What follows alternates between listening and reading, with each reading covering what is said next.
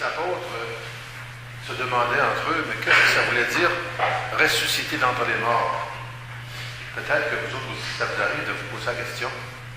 C'est quoi sur la résurrection?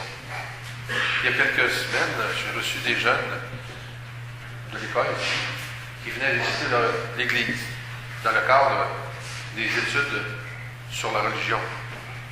Et la première question qu'ils m'ont posée, après avoir questionné sur les murs et les statues, une petite fille qui me dit, une jeune fille, préadolescente, coudonc, ça, c'est vrai à la résurrection de Jésus.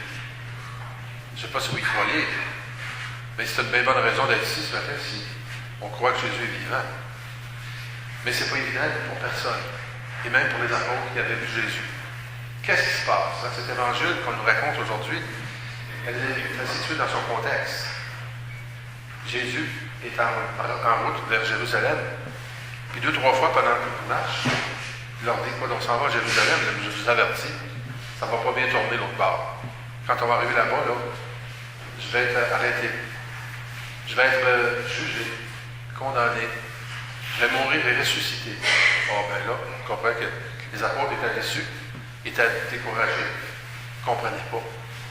Parce que pour eux, Jésus c'était un homme fort, un sauveur. C'était pas le moyen qu'il fallait prendre pour sauver le monde. Et pour eux autres, sauver le monde, c'était surtout de régler les problèmes politiques de leur époque, de régler les problèmes d'argent, de puissance, hein, de régler les choses de la terre. Jésus avait une autre vue, lui, dans la vie. Alors, il leur dit ça, puis Saint-Pierre leur a dit à un moment donné, puis ça n'a pas de bon sens, Seigneur, ça arrivera pas, ça. Tu ne te feras pas arrêter, on va te défendre. Et Jésus lui dit, passe derrière moi, Satan. Ta pensée, c'est celle des hommes et non de Dieu. Alors, pour les prévenir un peu de ce scandale qui va arriver, Jésus prend le temps de leur faire vivre, au moins avec quelques-uns d'entre eux. Quand on dit Pierre, Jean, Jacques, ça vient de là, hein? Pierre, Jean et Jacques, les 3 témoins, hein? Il les amène avec lui dans la prière sur la montagne. Dans la Bible, souvent, la montagne, c'est le lieu de la rencontre avec Dieu. C'est pas compliqué, quand on monte une montagne, on est proche du ciel dans notre mentalité. Donc, c'est une bien bonne place pour venir prier. Si un jour vous allez en Terre Sainte, vous allez voir ce lieu magnifique qui est reconnu comme le lieu de la transfiguration, une vue splendide sur tout le pays. C'est là que Jésus s'est manifesté. Qu'est-ce qui est arrivé? Il aurait fait voir à côté de lui qui allait venir plus tard, comme une anticipation de ce que ce serait la résurrection. Un être transformé de lumière. Hier soir, j'étais à l'église Saint-Jean-Baptiste, puis le soleil, il y a 4 heures, rentrait dans l'église, juste dans l'entrée. J'étais assis au professionnel, puis ça se confesse dans cette église-là, des fois encore. Alors, j'étais assis, puis je voyais passer des gens, toute pleine de lumière. Alors, je leur ai dit, je pense que je viens de vivre la transfiguration. Le soleil vous donnait toute une lumière, un aspect que vous n'aurez jamais, même quand vous êtes avec les plus belles coiffures, les plus beaux revêtements, comment ça fait ça, les maquillages, là.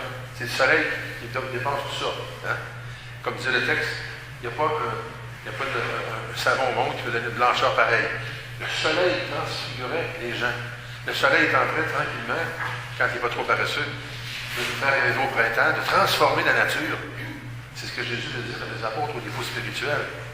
Quand il va avoir passé par la mort, il va être transfiguré, lui, c'est la lumière. Lui qui sera défiguré par la mort, il va être transfiguré par l'amour de son Père, qui va le rendre à nouveau vivant pour toujours. Et la voix du Père, c'est important. La voix du Père qui se fait entendre dans cette vision, celle qu'on avait entendue au baptême de Jésus. Celui-ci, c'est mon Fils, c'est mon bien-aimé. Et la petite phrase, c'est la plus importante, écoutez-le. N'ayez pas peur de marcher avec lui, même si ce n'est pas toujours le chemin le plus facile. Suivez-le, faites-lui confiance. C'est le bon chemin. On écoutait tout à l'heure le texte d'Abraham. Ce texte est un peu curieux. Abraham, notre père de la foi, le père de tous les croyants en Dieu, en Dieu unique, hein, les chrétiens, les juifs et les musulmans, nous avons la même racine, le vieux Abraham, qui a fait confiance en Dieu dans toutes sortes de situations. Puis aujourd'hui, c'est la pire. Un bon matin, Abraham se lève et disait, il fallait que j'aille offrir mon fils à Dieu. Alors on pense que c'est Dieu qui lui demande ça. Hein? Une espèce de lubie. Des fois, on pense que Dieu lui demande des choses. C'était la mode dans les autres religions autour de lui d'offrir des sacrifices humains. C'est quasiment pas humain, mais c'était ça pareil. Abraham s'est dit, il faudrait que je fasse comme les autres, offrir mon fils pour montrer à Dieu que je l'aime. Alors il s'en va sur la montagne, offrir son fils. L'ange arrive Arrête ça. Je n'ai pas besoin que tu me donnes ton fils. Je sais, Abraham, que tu me fais confiance, que tu m'aimes, que tu crois en moi. Tu as toujours été fidèle. Mais maintenant, c'est moi qui va faire de toi un grand peuple de croyants. C'est nous autres, ça, la descendance d'Abraham, les croyants, ceux qui font confiance à Dieu à travers toutes les difficultés qu'on peut rencontrer, toutes les souffrances qu'on peut vivre personnellement ou communautairement, tous les échecs, toutes les maladies, la mort, la guerre, toutes les choses qu'on entend chaque jour. C'est le chemin que le Christ, lui aussi, a pris. Alors Dieu n'a pas demandé qu'on lui donne nos enfants. Il ne veut pas qu'on lui donne n'importe autre que notre foi. Fais-moi confiance, le restant, je n'en ai pas besoin. Moi, je vais te donner mon fils, parce que lui, il va ouvrir un chemin de vie à travers tes chemins de mort. Lui, il va transfigurer ton quotidien, même s'il n'est pas facile ton quotidien. Même si parfois tu as envie de te décourager, de t'isoler, même si tu perds le goût de vivre, je serai toujours là pour te transfigurer, te redonner le goût de repartir. Et lorsque tu traverseras les frontières de la vie, de l'autre côté, tu rencontreras cette lumière qui a transfiguré le Seigneur, qui a transparu à travers lui, que les apôtres, après la résurrection, ont compris.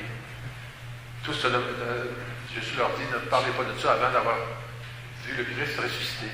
C'est à ce moment-là que les apôtres ont compris les événements qu'ils avaient vécus. La résurrection de Jésus vient donner tout un sens à toutes ces choses qu'ils ont vécues. À la mort, à la résurrection, celle du Christ et la nôtre.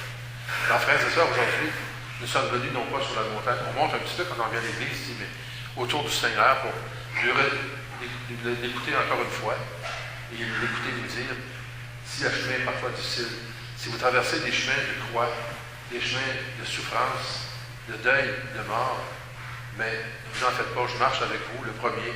C'est ce chemin que j'ai pris. C'est ce chemin qui m'a mené dans la résurrection, dans la vie nouvelle, dans la transformation.